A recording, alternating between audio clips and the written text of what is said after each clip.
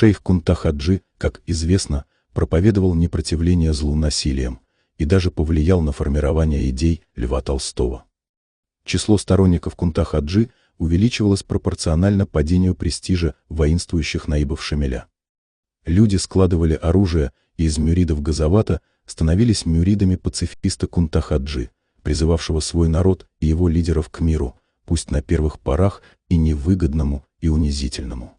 Миротворческие проповеди для истощенного войной народа были понятны и близки, они были созвучны их чувствам безысходного отчаяния. Цитата: «Что предначертано Богом, должно сбыться. Предначертано, что родится Северное царство, порождение сатаны», предвещал Кунта-Хаджи, призывая не противиться тому, что предопределено свыше, и паства его послушно складывала оружие, соглашаясь с бесполезностью борьбы с тем, что предопределено. После ареста Кунты его последователей возглавили представители сил сопротивления. Одним из них был Вара из Атагов, соратник наиба Шамиля Атаби Атаева.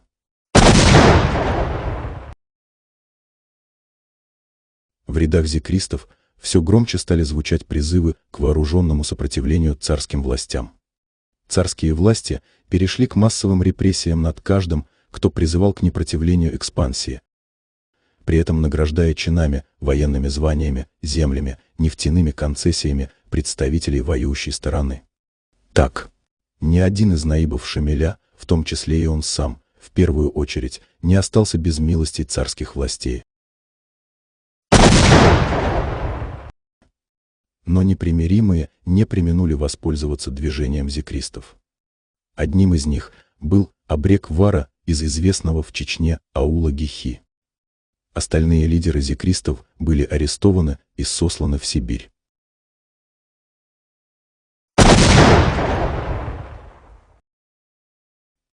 Он вел партизанскую войну с небольшой группой бойцов, совершая набеги на царские военные отряды и обозы. Военное командование годами охотилось за ним. Популярность Вары была в Чечне столь широкой, и его деятельность по объединению последователей Кунта-Хаджи настолько опасной для колонизаторов, что они стали лихорадочно искать человека, который согласился бы его убить. Такого нашли. Им оказался наиб Гуданат, который хотел отомстить за гибель брата. Гуданату удалось выследить своего кровника, когда тот остановился на ночлег в селении Старые Атаги и сообщил царской власти. Солдаты окружили Вару, и тот вступил в свою последнюю битву. 3 часа велся неравный бой, и когда нечем было отстреливаться и кончились боеприпасы, Вара, громко читая предсмертную молитву, бросился с шашкой наголо на врагов и зарубил многих, пока сам не упал замертво. После того сражения главнокомандующий Кавказской армией Лорис Меликов в своей победной реляции военному министру пишет: «Дело подавления враждебного нашему правительству учения Зикра привело к следующим результатам. Распространитель учения шейх Кунта и 14 его викелей и последователей взяты плен. Организация партии Зикра расстроена. При столкновении с нашими войсками она понесла огромные потери». Народ был настолько возмущен вероломным убийством Вары, что по дорогам Чечни были воздвигнуты шесты народного проклятия, в который каждый прохожий чеченец бросал камень проклятия в адрес предателя Вары.